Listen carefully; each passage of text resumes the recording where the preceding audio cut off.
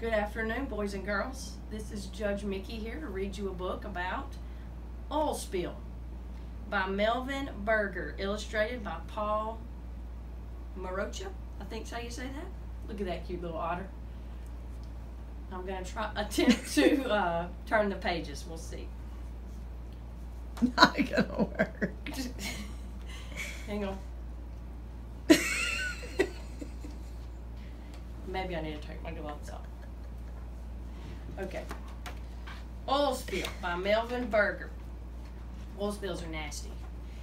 Okay. The night of March 24th, 1989 was dark and cold. A huge black oil tanker glided out of the port of Valdez, Alaska. Painted on its bow was its name, Exxon Valdez. The Exxon Valdez floated low in the water. About 50 million gallons of crude oil weighed it down. It's a huge boat called a tanker carrying all this oil. And its name was the Exxon Valdez. The huge tanker slowly sailed out into Prince William Sound. That's like a body of water. And then suddenly it happened. Crunch! The ship slammed into an underwater reef.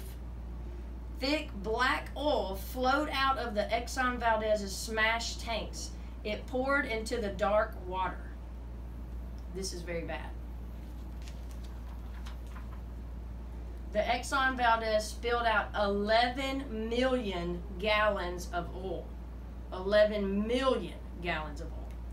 That much oil could fill over 1,000 big swimming pools, like probably bigger than the ones at the Y.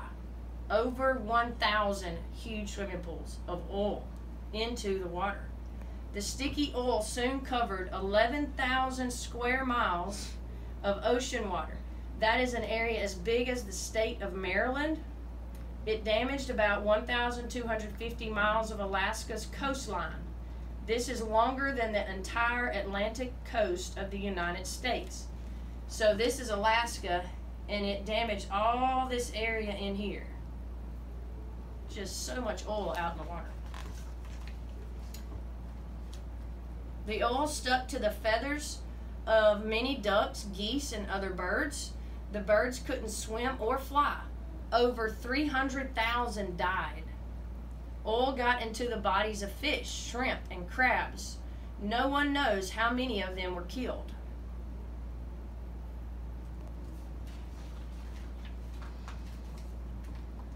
Sea otters, sea lions, harbor seals, and killer whales swallowed oil. They breathed the poisonous fumes. Their bodies were coated with oil. Thousands of these marine animals died. The spill from the Exxon Valdez was one of the worst in our country's history, but it was not the only one. An oil spill occurs somewhere in the world almost every day of the year.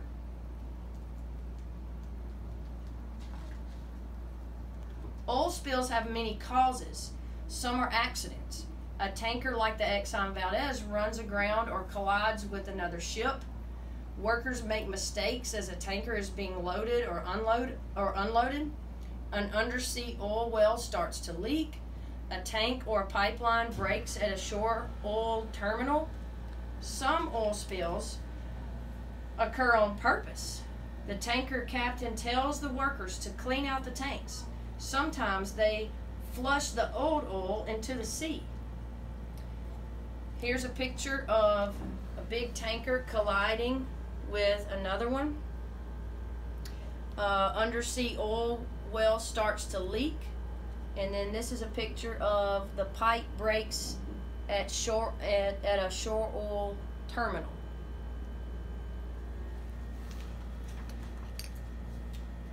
The causes of oil spills differ, but the results are the same. The oil spreads out. It floats on top of the water. Experts on oil spills rush to the scene. They start to clean up the mess.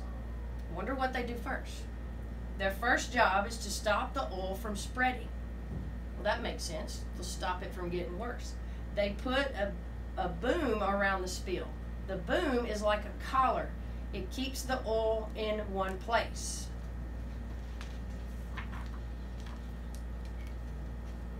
For small spills, the experts may call for a skimmer.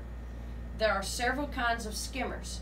One type works like a giant vacuum cleaner. It sucks up the oil from the water. Sometimes the oil the skimmer collects can be used again. So here's a funnel-shaped head floats just below the surface. Oil flows into it. So the oil is flowing into this, kind of like skimmers in pools and stuff. It's bringing in the oil and sucking it into this middle part. Bags filled with soaked up oil up here. There's a pad and the oil soaks into these pads. And here's the water down here.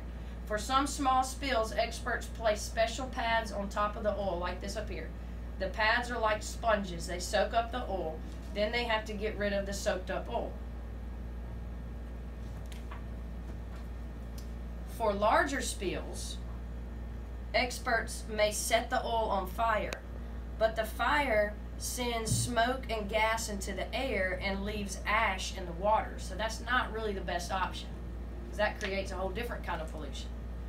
Cleanup crews also use chemicals to get rid of large oil spills. People aboard planes or boats spread the chemicals on the oil. Some chemicals break the oil into tiny bits. The tiny bits mix with the water.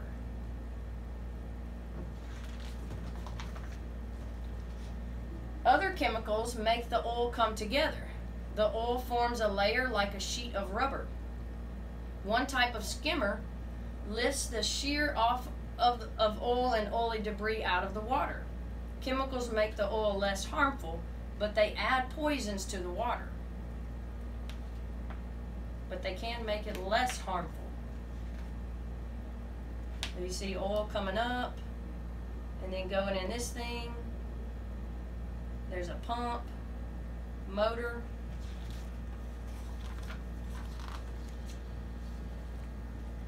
In time, the oil from most spills drifts up onto the shore.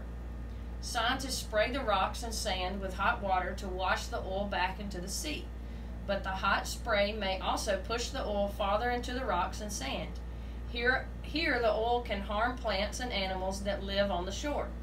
Scientists sometimes add bacteria to the oil along the shore. The bacteria eat the oil and change it into harmless substances. But it would take huge amounts of bacteria to get rid of a big oil spill, which is what happened with the Exxon Valdez. So that's kind of neat, that bacteria they put into the water with it, and it eats the oil and changes it into a harmless substance.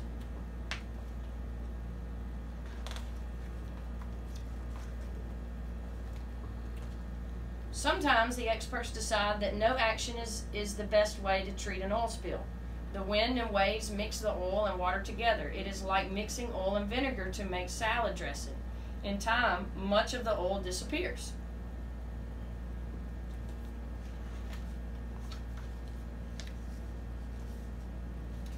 Oil spills are major disasters. Slowly, scientists are learning how to clean them up. They are learning how to prevent spills. How can we help to prevent oil spills too? Don't we want our beaches to look pretty like that?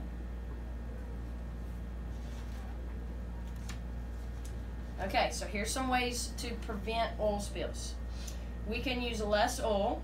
If we use less oil, there will be fewer oil tankers in the oceans.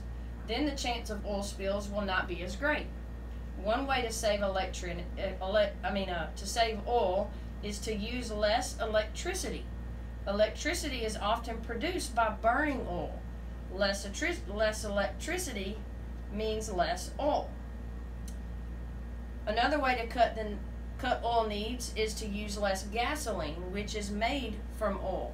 That means driving smaller cars and staying within the speed limits. We also can write letters to members of Congress. Tell them we want new laws to prevent oil spills.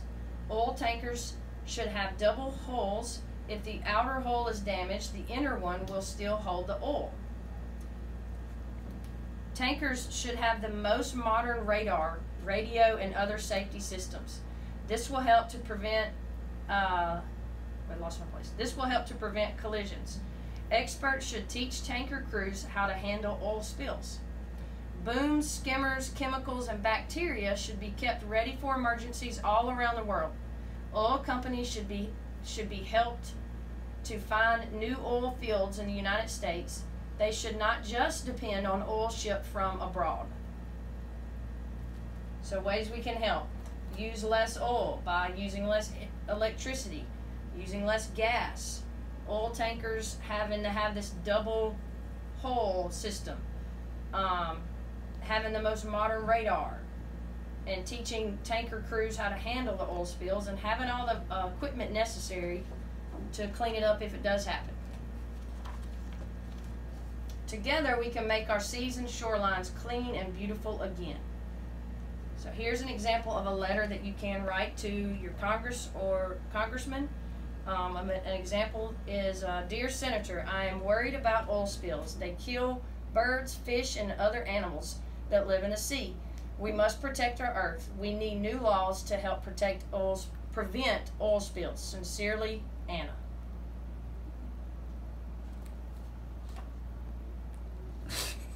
Thank you for joining me for Oil Spill.